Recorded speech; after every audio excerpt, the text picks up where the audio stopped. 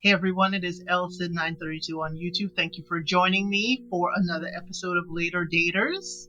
Thank you for all of you who have already watched the first episode and screaming at me to do it one more time and to finish out the season. I'm guessing since y'all like it so much, I will commit to continuing.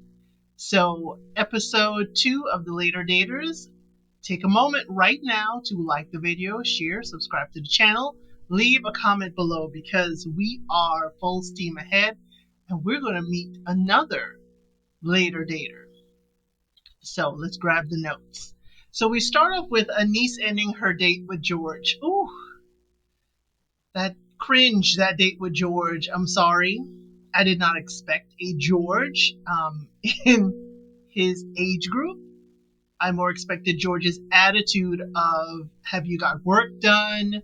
You know, do all of your children have the same father? I expected that from a younger man, not from someone George's age. And let's remember, George is 60. Okay? George said he likes watching her walk away and he is attracted to her. And she, she was like, oh, that's nice, but George, my Uber's outside. I got to go. Anise was like, check please, let's go. I can't stay here with him. He's like, the night is still young. And he walked her to the car and asked for a second date. Anise did exactly what most of us would be like, okay. Okay, that's what you like? A second date? Okay.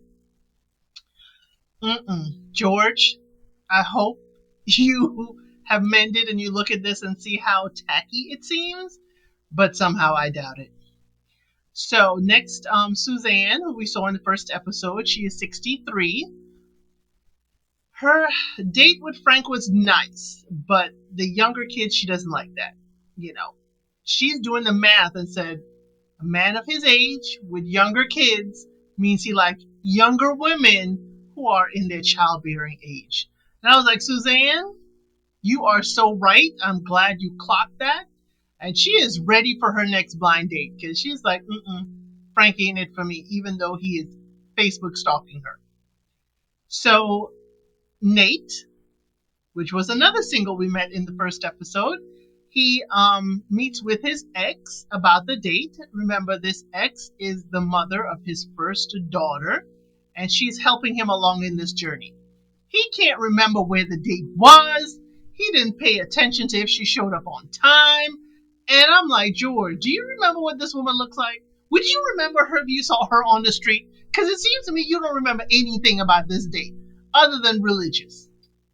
He said he believes in prayer, but not going to church in his life now. Because he knows a lot of women in this age group living in the church. I was like, George, why are you pegging women or putting them in this mold when you haven't even asked her the question?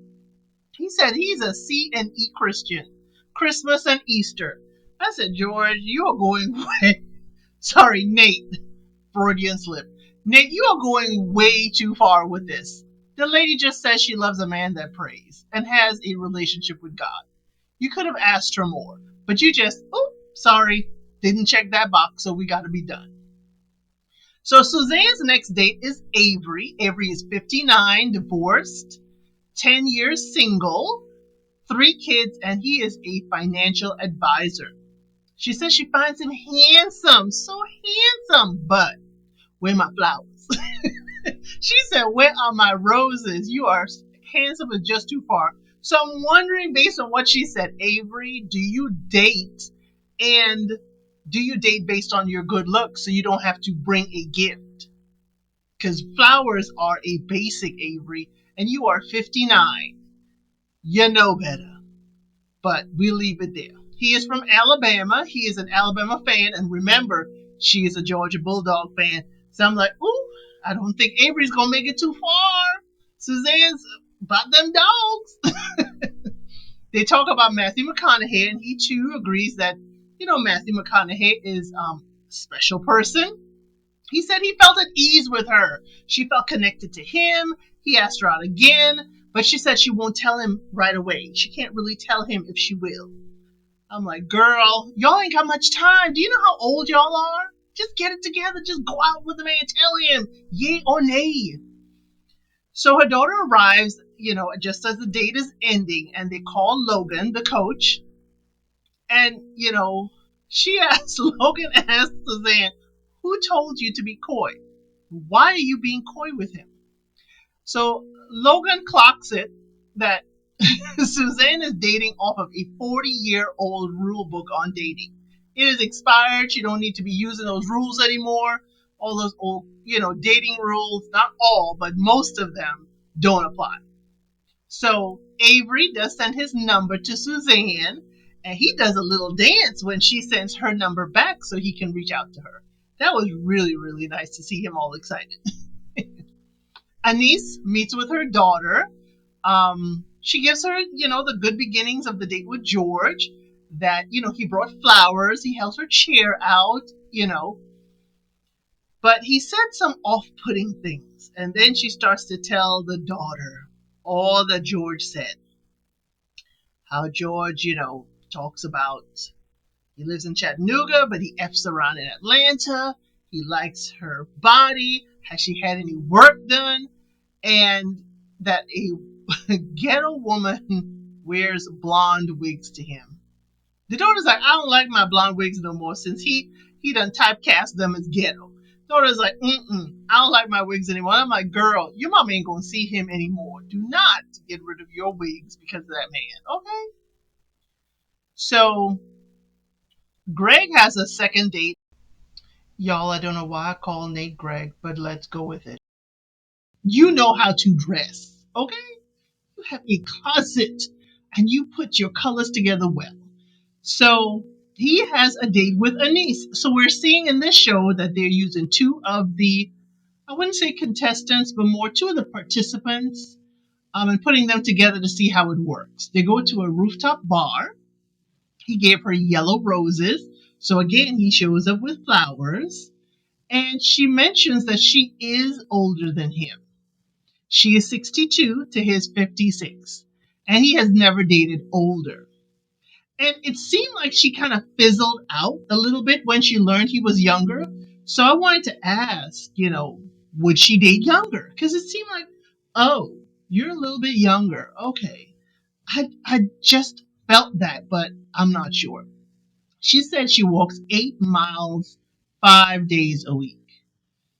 Anise, you doing more than me. I'm sorry. You're way more. You superwoman. I'm not even close. Mm-mm. I walk about probably 8 miles twice a month. So she does ask about his military service, thanking him for his service. He mentioned his injuries were due to jumping out of planes in his service. And Anise is like, oh, I want to do that one day. Anise, dear, he just said he jumped out of planes and was injured. Do you really think this man wants to jump out of planes to hang with you? Poor timing. Poor timing. So he said he broke his back, tore up his knee, and, that he has met so many women in his age group that want to hike, want to kayak, and want to do so many active things, but his body would not allow him to do that. So Anise clocked it and said he assumes that the woman is not a match because they want to go do all those things when she could go do that with her friends. So Anise says he dresses well, he brought flowers, he has not called her ghetto, so the date is going very well. He applauded her PhD and achievement, and she said, hey, that has been an issue for men in the past. And he said he don't have a problem with an educated woman, just as long as she don't have a problem with him pulling out that Google and checking all those big words she'll be using. And I was like, that was a great way to break the ice. That was a great way of breaking the ice, Greg, because let her feel at ease with being educated, whereas she has minimized herself for others. So that was a great, great point for you, Greg. So he said he's a homebody. She said she no longer is on the dating apps, but while she was, she would swipe away from people who were homebodies. So he said he won't be a homebody with her because she looked too amazing to go out alone. He's like, I'm not going to let my girl go out by herself. He said, I got to protect you. And I'm like, Greg, you can't be out on the dance floor carrying on and doing all that she wants to do. Okay, you're gonna have to be the homebody, or at least go home at halftime. So Greg said on a good day he is 6 feet, but on a bad day he's 5'11". Now I understand it is based on his injuries, but I know several men that can account for. On a good day, when you got your posture right, 6 feet. Bad posture, 5'11". So he does call Logan and said he enjoyed the date, but not sure he would pursue it long term. Anise says she is okay with long term as long as the man is in his 50s, she can get down. And I was like, Anise, your energy didn't say that. It did not. So Anise, called Logan on the way home and said the conversation, was like he was a homebody and she doesn't like that. So she doesn't want to pursue anything with him. And Logan asked, well, what if he comes around later? And she's like, she won't hold her life up to wait for him to call. And I was like, that's it, Anise. You don't sit back and wait for someone to call for you to go on a date. Okay. Next is our newest person, Pam. Pam is 70. She's been married twice. She's been single for 15 years and was a flight attendant. She met her first husband when he was in a band, and she just left her life when he said, come with us overseas. She was disowned by her family, and she just went off and had her daughter with him, and now her granddaughter is who lives with her. She's like, she doesn't like to be called ma'am. It's Pam. Like, she is such a feisty personality. I can see hanging out with Pam, but Pam just talks so much. You don't get a word in edgewise. She's telling you everything, but she's not receiving anything from you. And we're going to see that later. Pam's granddaughter is helping her, and the granddaughter clocks that Pam needs a man with her energy level at that age. So they live so rural, Pam said, that they cannot get pizza delivered. And I was like, ooh, that's real far in Georgia. Real far. So Logan came for a visit, and Pam shows her around the house, talks about the history, and talks about her first husband and the second husband, Will, aka Bubba. They were married for 21 years, and when they gave him 21 months to live, I believe, he did live for 5 more years. So Pam said the reason why she's in this is because her granddaughter is getting married and wants to have her own life. Basically, she will be alone. Granddaughter goes off. Who else is with Pam except for her loyal parrot and the dogs? So when she's told to keep an open mind, Pam says, with the men and how they look nowadays, Pam says she has not talked to a man with all his teeth in his mouth in so long. Pam is out there. I was perishing laughing with Pam constantly. She was making all these wild jokes. She is the old lady that says whatever's on her mind, just spits it out, whether you like it or not. Here it is. And I like that about Pam, but at sometimes for people it could be a little too much.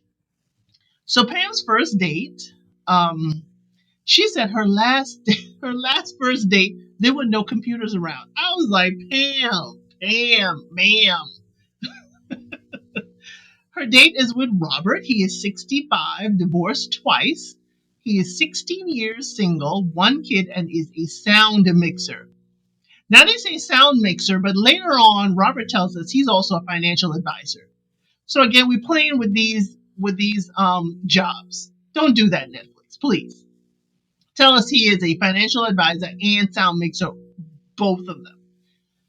So he said he would date his dog rather than stay single. I'm like, huh? Robert, no. We are not going to go into that trajectory. I couldn't get the vision out of my head. Why don't you say you'd rather keep your dog as your permanent companion rather than date your dog? Come on, wrong choice of words. So Pam meets him, and they're, all hugs. It's at the bar. She said she retired 2 months ago, and I'm like, Pam, you're 70. You've been a flight attendant all this time till you're 70? He said he needs a bear, and she said she can't have one because her belt is too tight. See what I told you? Pam's mouth just says whatever's on her mind. And she just kept on talking. She talks about why she retired. She, talks about she's a hoot and, all this flamboyant behavior. He talks about he went to a sound conference and she was very interested in sounds because she said today's music is not good. Remember, her first husband was an accomplished musician who toured. Then Pam started talking about politics. He said he was an economics, major, and he's a financial advisor. So Pam said the only advice he would ever give her is to tell her she broke. I was like, Pam, you showed us the gold record that your first husband had. You showed us all these things. You mean to tell me all this time with the property you have, you broke? Or are you just telling him that so he doesn't think that you have money? So, she tells him how each of her husbands have perished, and would he still want to date her? And she thinks it's a joke. I'm like, you're telling this man that you have ended your 2 husbands, and if he wants to date you, sure he'll want to date you. He can date you. He just can't marry you, because that may be starting his expiration date. I mean, come on. So Robert said, I asked her a lot of questions because I wanted to know more about her, but she hardly asked me anything. I was like, ooh, Robert peeped that. Robert clocked it. She starts telling him, oh, what's your sign? Is it this? Is it this? He's like, you just saying anything that will stick. And then he asks, well, all of a sudden you care? You care something about me? And she looks put out. She just pulled back like, ooh. He says, you know nothing about me. Have you noticed that?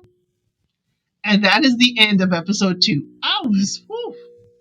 We end on couple bad dates. Couple bad dates. But this one is getting us into full gear. We still have our original 3, and then we added Pam. And I loved how they had Anise date one of the gentlemen already in the group. I think I kept calling him Greg, but it's Nate. Apologies for that. But definitely, it's Nate. But we certainly enjoyed this episode. And I'd like you to take this moment to please like the video, subscribe to the channel, leave a comment below. Let us go on with these later daters and let us learn from them. Because we don't want to make these mistakes if we end up being single in our 50s and 60s. It is tiring. But I can see how a dating coach would help no matter what the age. So again, thank you for joining me, and I'll see you on the next one. Thank you for watching. Please like, share, and subscribe to the channel.